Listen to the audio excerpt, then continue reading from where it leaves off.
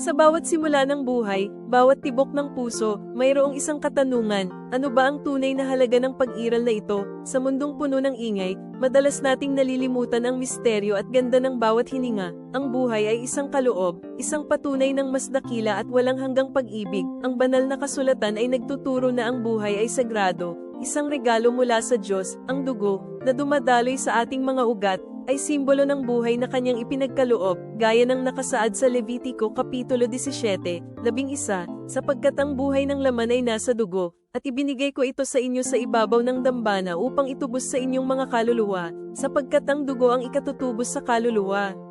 Isang paalala ito ng kanyang di masusukat na pagmamahal at plano para sa atin, dahil sa pag-ibig na ito, at sa pag-unawa sa sagradong halaga ng buhay, tungkulin nating pahalagahan ang bawat sandali at ang bawat isa, ipamahagi natin ang pagmamahal na ating natanggap mula sa Diyos, sa bawat ngiti, bawat mabuting gawa, at sa bawat buhay na ating hinahawakan. Naruroon ang kanyang presensya. Ang buhay ay isang regalo na dapat ipagdiwang, ingatan, at pasasalamatan magpakailanman. Yakapin natin ito ng may buong puso.